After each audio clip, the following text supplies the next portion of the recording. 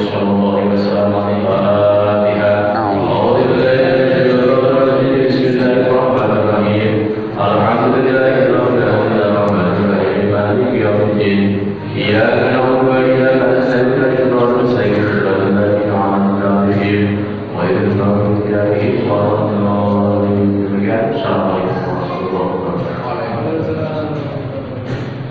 Assalamualaikum warahmatullahi wabarakatuh. Waalaikumsalam warahmatullahi wabarakatuh.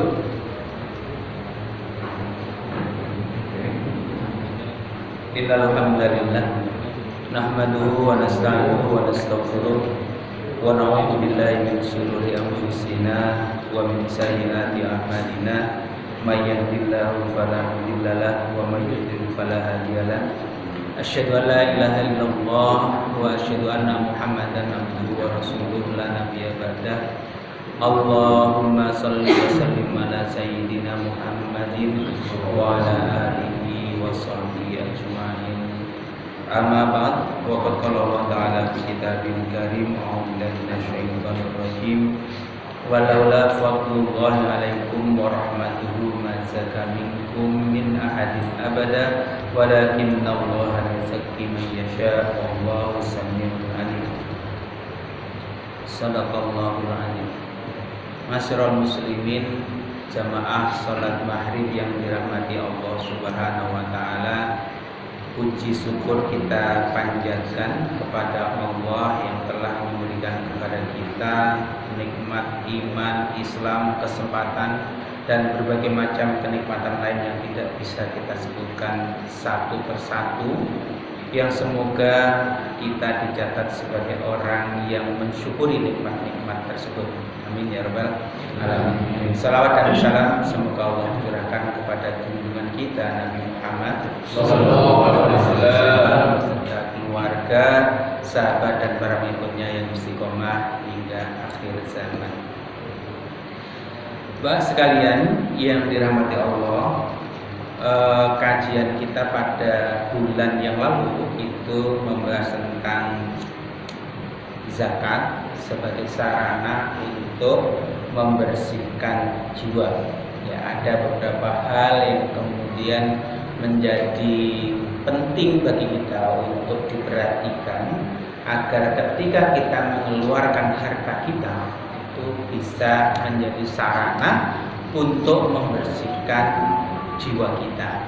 Bapak sekalian, di dalam susunan kitab ini diawali dengan bab pertama tentang adab menuntut ilmu, kemudian yang kedua tentang sarana tazkiyah, sarana pembersihan jiwa. Dan di bab 2 itulah kemudian disampaikan tentang ibadah kepada Allah seperti sholat, puasa, zakat, membaca Quran, bagaimana agar bisa menjadi sarana untuk membersihkan jiwa kita.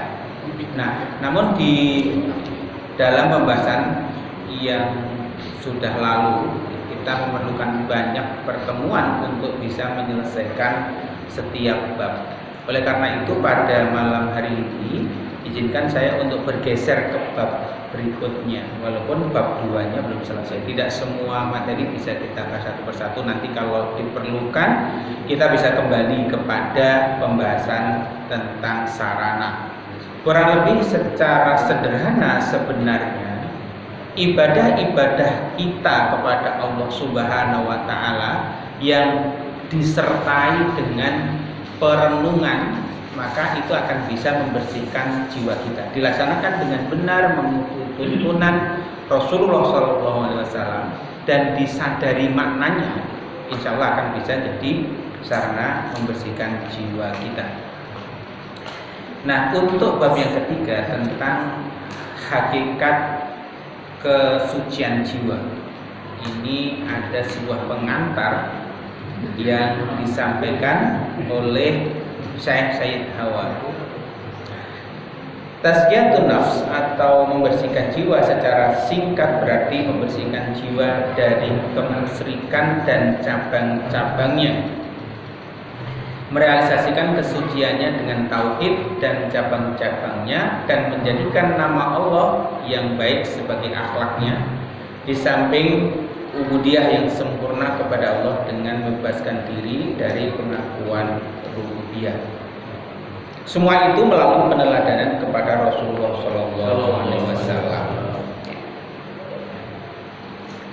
Oleh karena itu, kami akan masukkan 3 fasa utama dalam bab ini. Yang pertama adalah tentang tafakur, kemudian yang kedua tentang tahakkuk, kemudian yang ketiga tentang takhalluk dan iqtidah. Kami tidak menyebutkan semuanya, tetapi kami hanya menyebutkan beberapa nilai dasar dalam setiap pasal. Sebelumnya kami ingin menjelaskan hal berikut. Bapak sekalian, pengarang kitab ini memulai dengan firman Allah Subhanahu wa taala yang saya tadi bacakan. A'udzubillahi minasyaitonirrajim. Walaula fadlullahi 'alaikum wa rahmatuhu ma zakka minkum min ahadin abadan walakinallaha yuzakki man yasha wallahu samiun alim. Sekiranya tidaklah karena karunia Allah dan rahmatnya kepada kamu sekalian, niscaya tidak seorang pun dari kamu bersih dari perbuatan keji dan mungkar selama-lamanya. Tetapi Allah membersihkan siapa yang dikehendakinya, dan Allah Maha mendengar lagi Maha mengetahui. Surat An-Nur ayat 21. Saya ulangi. Sekiranya tidaklah karena karunia Allah dan rahmatnya kepada kamu sekalian. Jadi kita tekankan tentang rahmat dan karunia Allah. Kalau tidak karena itu, gitu ya, ya tidak akan ada yang bisa bersih, gitu. Jadi kita melakukan usaha untuk membersihkan jiwa kita, tetapi bersihnya jiwa kita itu karena karunia Allah Subhanahu wa taala. Ayat ini disebutkan setelah kisah berita bohong. Ya, jadi ayat 21 surat An-Nur ini rangkaian dari ayat Al-Qur'an yang menjelaskan tentang hadisul ifki atau berita bohong. Setelah sejumlah ayat yang melarang menyebarkan kekejian di kalangan orang-orang yang beriman, setelah larangan dari mengikuti langkah-langkah setan. Nah, kita coba perhatikan apa itu ayat tentang hadisul ifki, tentang berita bohong. Di dalam Al-Quran itu ada rangkaian ayat, yang rangkaian ayat ini turun sehubungan dengan kisah yang tadi saya bilang hadisul ifki. Apa itu hadisul ifki? Apa itu berita bohong? Jadi pada masa Rasulullah SAW, ketika beliau itu berperang ke suatu tempat, seringkali beliau itu mengajak istri-istri beliau, tetapi dengan cara digilir. Jadi ada dalam satu perangan itu istrinya ada yang ingin ikut, kemudian dia ditandu, dipikul, dibawa ke medan perang. Selesai perang, kembali dipanggul, dipikul dengan tandu, ditandu. Nah, dalam salah satu peperangan, pada saat itu yang mendapatkan giliran untuk ikut Rasulullah itu adalah Ibunda Aisyah radhiyallahu anhu, ya, radhiyallahu anha. Jadi akhirnya dalam peperangan itu, ikut di dalam rombongan itu Ibunda Aisyah dipanggul, ditandu. Nah, setelah selesai perang, pasukan kembali ke Madinah, tentu saja dengan rombongan besar itu. Pada suatu hari, di malam hari, rombongan itu berhenti di suatu tempat. Kemudian Aisyah itu buang air ke tempat yang tersembunyi. Kemudian ketika dia kembali ke tandu, dia ingat bahwa kalungnya jatuh. Maka dia kemudian dari tandu yang tadi kembali itu balik lagi ke tempat tadi buang air, mencari kalungnya. Setelah ketemu kalungnya, dia kembali, pasukan itu sudah berangkat. Ya, pasukan sudah berangkat. Kemudian Bunda Aisyah kemudian tiduran, ya, menyelimuti dirinya, berharap nanti pasukan akan ada yang kembali. Sementara yang membawa tandu, 4 orang yang membawa tandu itu merasa tenang saja jalan, karena memang badannya Bunda Aisyah itu kecil. Jadi antara ada isinya nggak ada isinya itu mereka nggak sadar karena 4 orang yang manggul. Nah setelah sekian lama perjalanan baru merasa ini nggak ada gitu, nggak ada isinya. Nah bagaimana dengan Ibunda Aisyah? Ternyata dari sekian pasukan ada juga orang yang tertinggal, namanya Sofwan. Nah, Sofwan itu nyusul itu ketika sampai ke rombongan tadi beristirahat tempat istirahat itu melihat ada sosok terbujur di tengah jalan, ya. Kemudian dia kenali, loh, astagfirullah, ini Ibunda Aisyah. Kemudian beliau turun dari kendaraannya, unta ataupun kuda begitu, kemudian mempersilahkan Ibunda Aisyah untuk naik ke kendaraannya. Sofwan itu menuntun. Ketika sampai ke rombongan baru ketemu dan tersiarlah berita yang disebarkan di kalangan umat Islam bahwa terjadi sesuatu di antara Ibunda Aisyah dengan Sofwan. Ini sampai kemudian Ibunda Aisyah selama 1 bulan sakit, sampai kemudian Rasulullah itu pun mendiamkan beliau.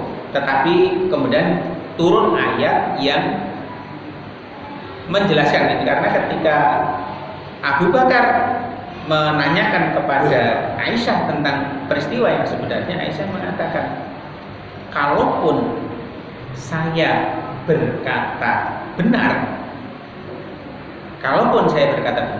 kalian tetap tidak percaya.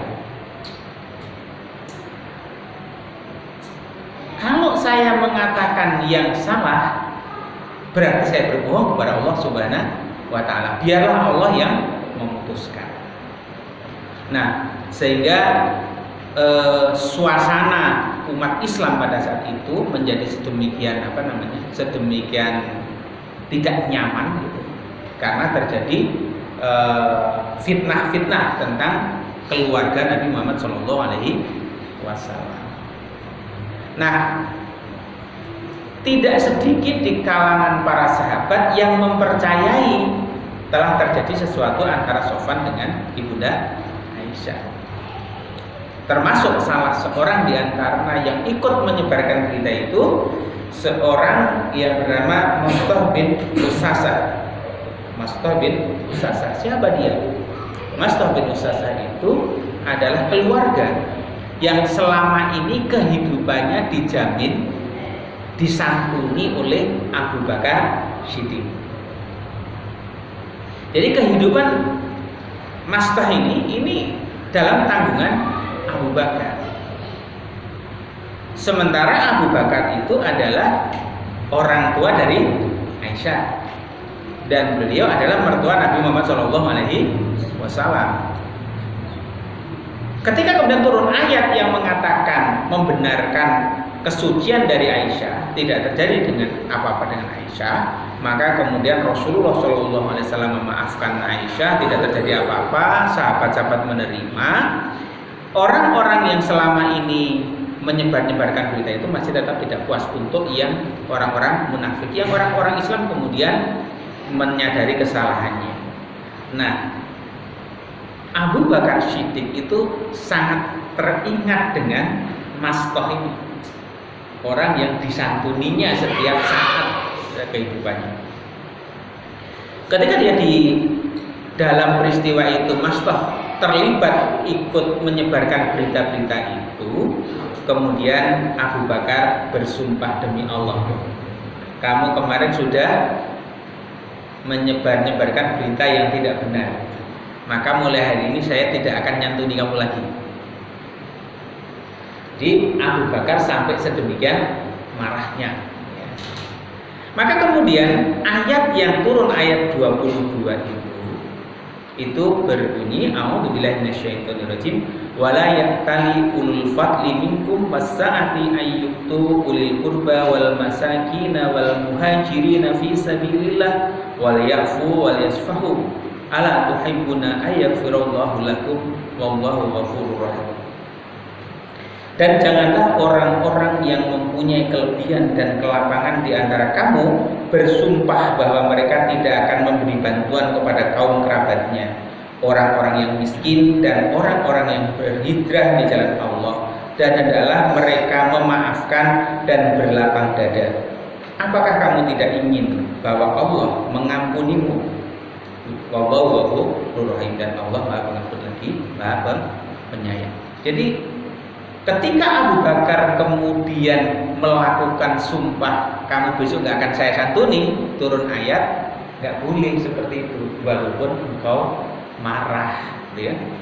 Jangan sampai kemudian gara-gara marah orang yang punya kelebihan harta itu tidak lagi mau menyantuni orang yang sebelumnya disantuni oleh dia. Bahwa sekalian yang dirahmati Allah Subhanahu wa taala, Syekh Dawa mengatakan begini.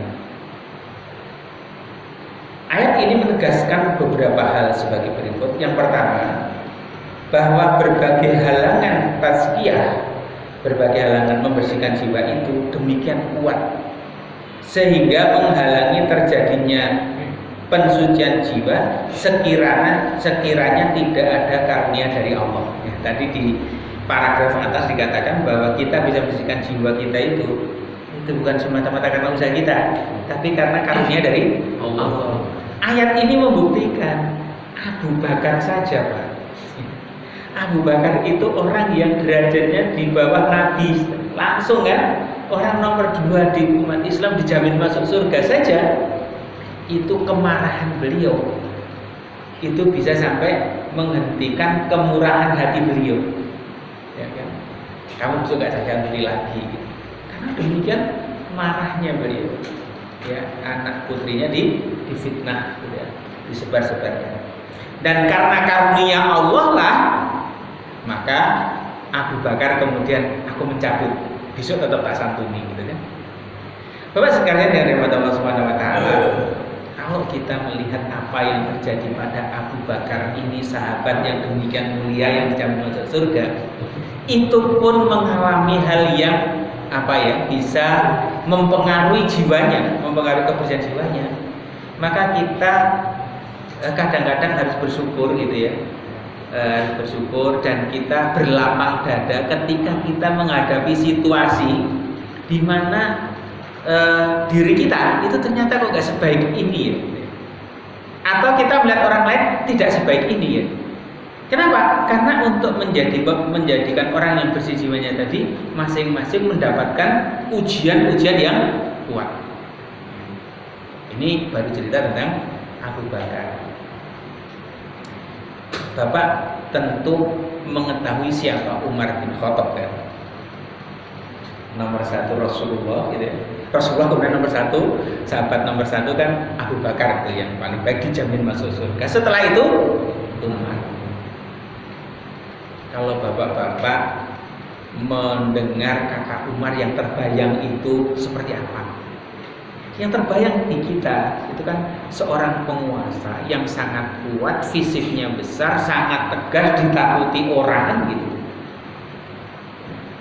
Pada suatu saat ketika Umar bin Khattab itu menjadi khalifah, itu seorang umat Islam dari kalangan Madinah pada saat itu datang ke rumah Umar bin Khattab. Dan apa yang terjadi? Umar bin Khattab itu sedang diomeli istrinya.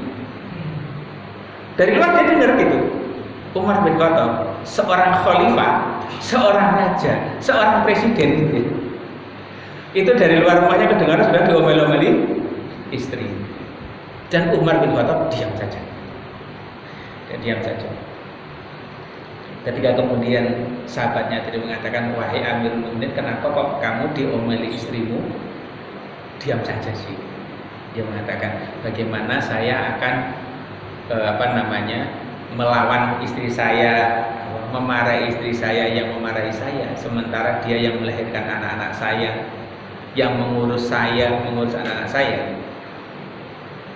Jadi Umar bin Khattab yang sedemikian ditakuti gitu ya, yang cuma ditakuti oleh para pejabat di bawahnya, sampai Amr bin As itu ketika dikirimi tulang yang ditulis di garis itu, kirimkan saja kepada Amr bin As di Mesir itu ketakutan langsung gitu kan.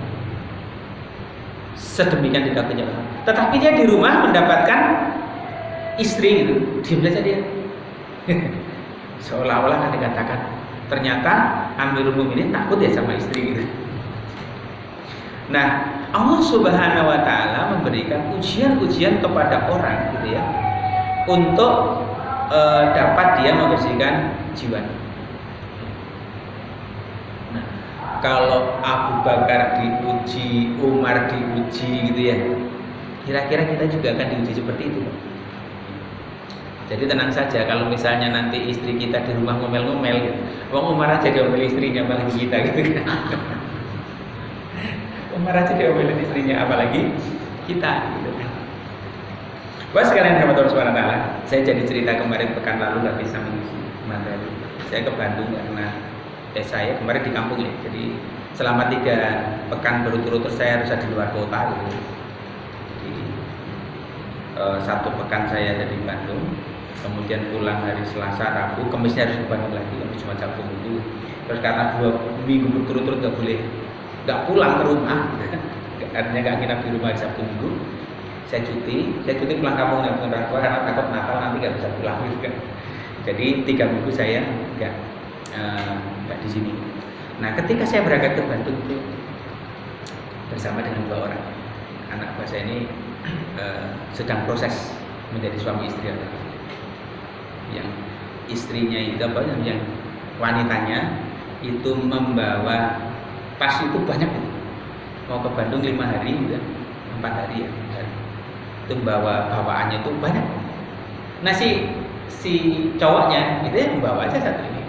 Kemudian saya dengar komentarnya, kamu bawa baju banyak banget sih. Nah, si ceweknya biasa kan menjawab, ya biarin gitu kan. Terus saya bilang, kamu rasain ya, itu kamu jadi suami istri. Itu nanti kalau kamu jadi suami istri, itu lemarimu yang besar itu isinya baju istrimu semua. Kamu udah berujukan dan bilang gitu kan. Ya kan, ya digambarkan seperti itu kan, lemarinya panjang itu untuk istri, suami di ujung sini gitu kan. Tapi itu bolong-bolong ya. Udah bolong-bolong Suaminya udah bolong dapat yang kecil. Itu kita diuji di dalam rumah tangga, kita juga diuji. Maka membersihkan jiwa itu juga akan menghadapi ujian-ujian itu. Kalau kemudian kita menemukan ya Bapak sekalian, kita nemu seseorang kok kayaknya bagus ya, tetapi ternyata ada kelemahan-kelemahannya ini, itu mungkin karena ujian dari Allah di sana. Tidak ada manusia yang sempurna. Nanti kalau kita ketemu sama ustadz, kiai kok gini, ketemu jeleknya, itu ujian dari Allah. Santai saja gitu. Itu dia diuji di bagian itu. Ada orang yang diuji di bagian diuji dengan istrinya, ada yang diuji dengan anaknya, ada yang diuji dengan orang tuanya gitu kan. Itu semua sarana bagi dia untuk bagaimana dia membersihkan jiwanya menghadapi itu semua.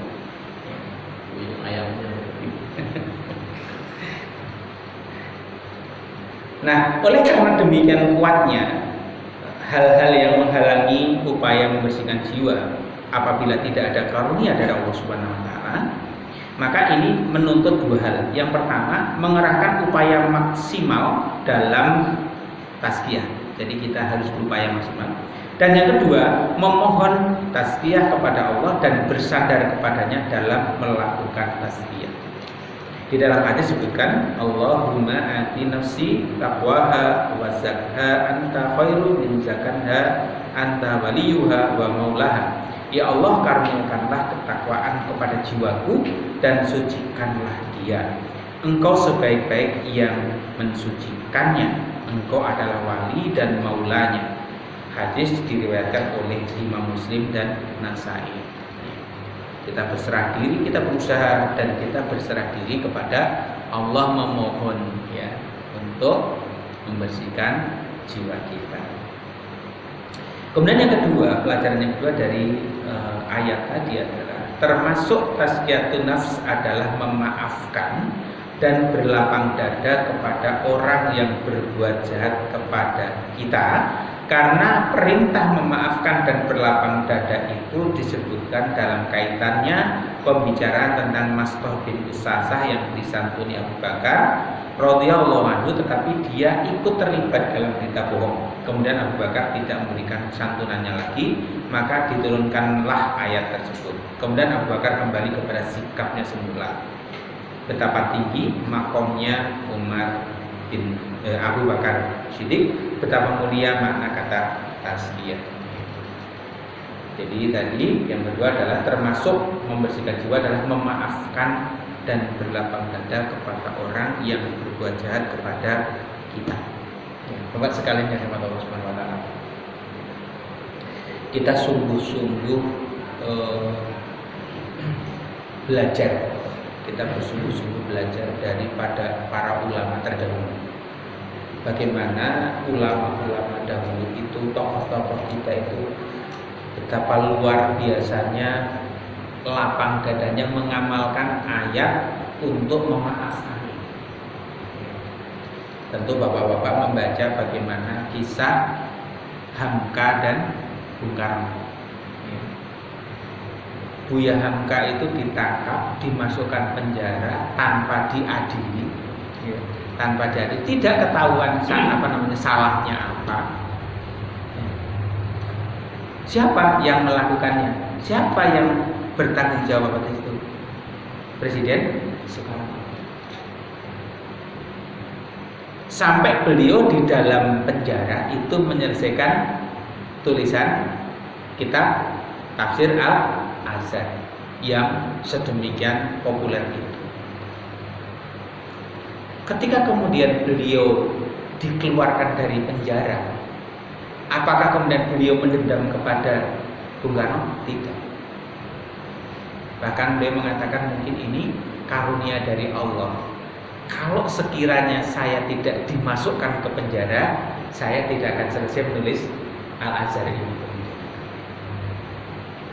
Dan kemudian ketika Bung Karno itu sakit, di akhir hayatnya Bung Karno itu menulis pesan surat dititipkan kepada jutanya untuk dibawa ke Hamka. Di sana suratnya mengatakan agar kalau dia mati yang mengimami sholat jenazahnya itu Hamka. Dan begitu mendapatkan itu surat itu dari ajudannya, Hamka langsung mendatangi Bung Karno dan memimpin sholat jenazah.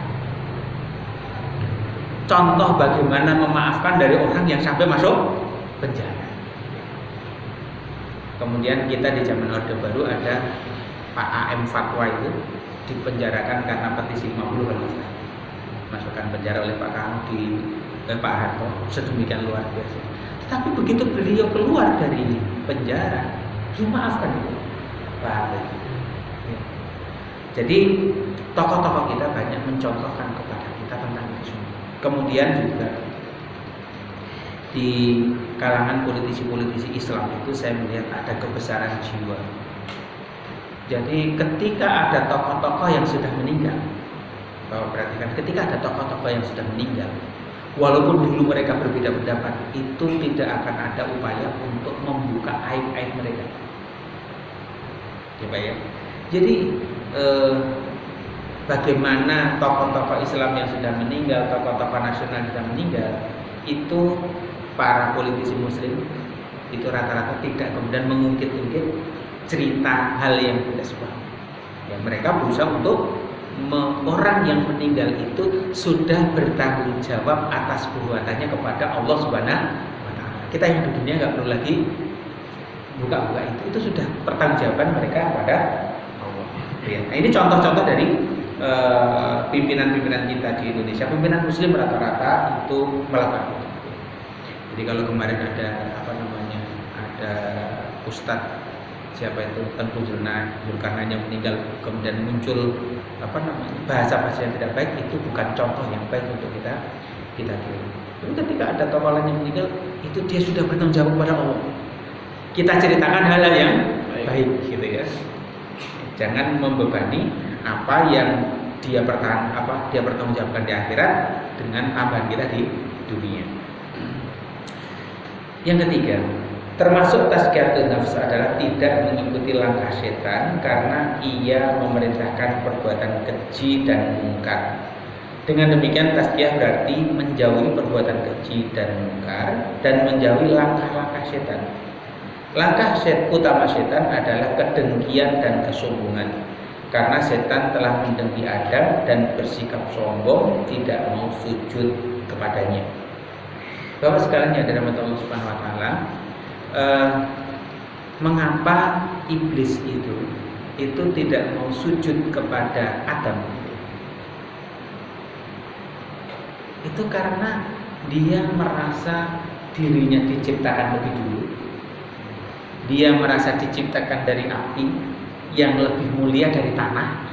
Versi iblis itu, saya diciptakan dari api yang lebih mulia dari tanah. Kenapa aku harus bersujud kepada Adam? Sombong, merasa lebih mulia. Ini ternyata ternyata menjadi bibit yang akan bisa merusak jiwa kita. Kesombongan. Dan kesombongan ini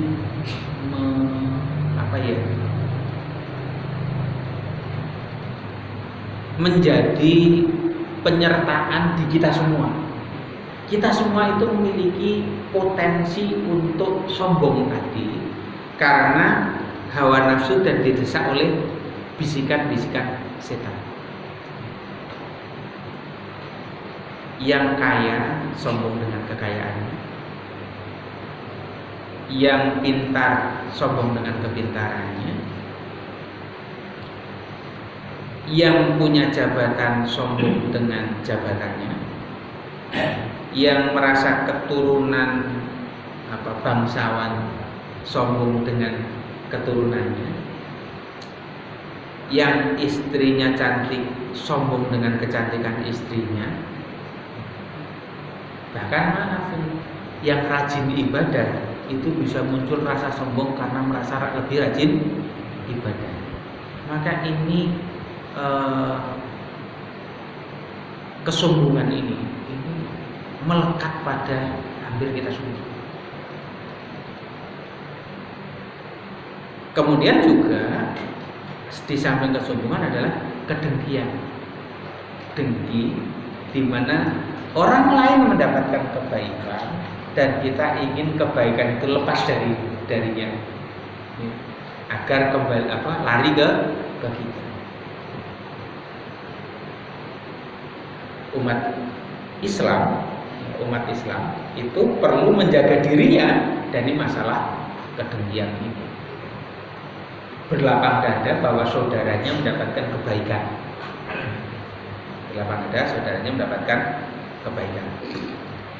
Itu yang perlu terus diasah oleh kita semua. Itu pelajaran yang ketiga ya. Menjauhi langkah-langkah setan, di antaranya yang utama adalah muncul dari rasa dengki dan sombong. Kemudian yang keempat, pelajaran dari tadi tafsir surat An-Nur ayat 22, tidak mencintai penyebaran perbuatan keji di kalangan orang yang beriman dan tidak berjalan di jalan tersebut baik secara langsung atau tidak langsung. Tidak mencintai penyebaran perbuatan keji di kalangan orang yang beriman. Jadi kita jangan senang menyebar keburukan. Jangan senang menyebar berita tentang keburukan. Sebagaimana yang terjadi di dalam kisah tadi, hadisul ifki tadi. Sekarang ini kita menghadapi masalah yang cukup berat dengan penyebaran berita. Kenapa? Karena kita semua memiliki kesempatan dengan pesawat gawe kita, pesawat gadget kita, HP kita, yang tangan-tangan kita cepet banget, ya cepet banget untuk segera menyebarkan.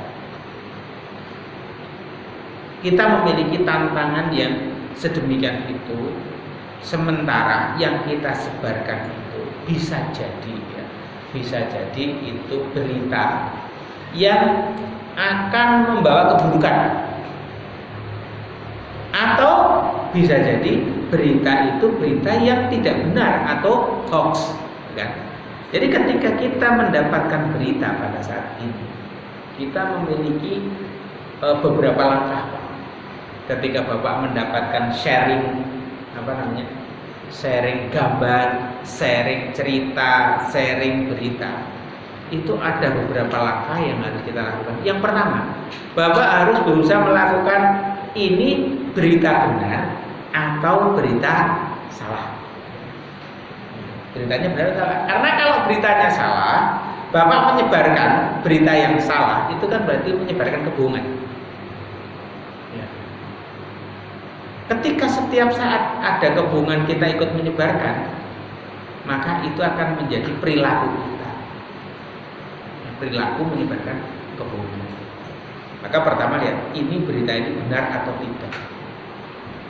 Kalau berita ini hoax, tidak benar, tidak usah kita share. Kalau berita itu benar, apakah berita ini ada manfaatnya atau tidak? Ya. Jadi tidak setiap yang benar juga harus disebarkan. Tapi apakah yang benar ini kalau disebarkan bermanfaat atau tidak? Atau justru malah merugikan? Kalau misalnya kemudian dia tidak bermanfaat, bisa merugikan, tidak usah disebarkan.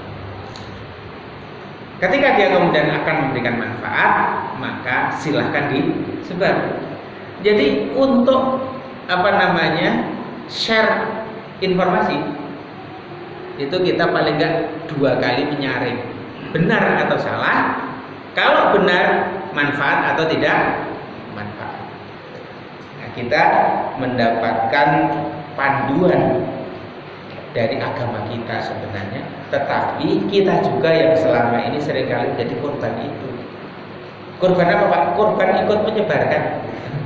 Korban ikut menyebarkan. Saya itu nggak ngerti, saya kan cuman Pak, cuman nge-share, saya bukannya buat berita gitu kan. Ya iya, memang kamu nggak buat berita, ya kamu jangan nge-share gitu kan. Dan agak mengkhawatirkan Bapak sekalian, karena literasi kita, kemampuan membaca kita, ketahanan membaca kita terhadap berita, terhadap kebenaran sebuah peristiwa itu lemah. Umat Islam itu lemah di dalam menganalisis peristiwa, membaca itu lemah.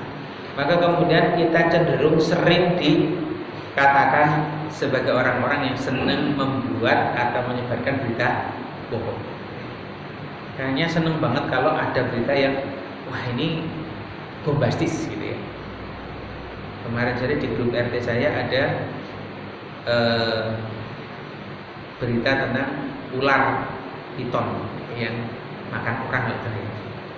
Ada fotonya, ada videonya, orang sedang ngangkat ular dari got gitu kan.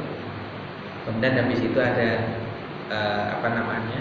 ada orang sedang buka perut ular gitu ya, di dalamnya ada manusianya. Kemudian di pesannya dikatakan hati-hati anak-anak kita yang main, jangan biarkan main di got ketika hujan, jangan sampai terjadi peristiwa seperti ini. Ternyata setelah diteliti itu 2 hal yang berbeda itu. Gambar itu. Yang tadi ibu-ibu yang ular dibelah itu ternyata adalah ular yang makan ibu-ibu di kebun kelapa sawit itu, bukan anak-anak. Nah, ini sebuah berita yang yang tidak benar, tapi terlanjur disebar. Nah, hal seperti ini seringkali terjadi gitu. Untuk memberikan pesan baik, pesannya kan baik, anak-anak jangan dibiarkan main sembarangan, itu kan baik gitu. Tapi membawa gambar-gambar yang tidak benar. Harusnya pesannya baik disertai dengan gambar yang juga benar.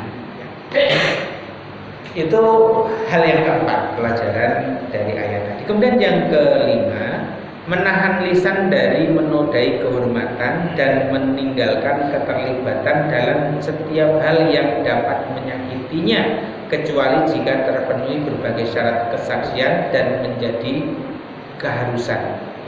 Menahan lisan.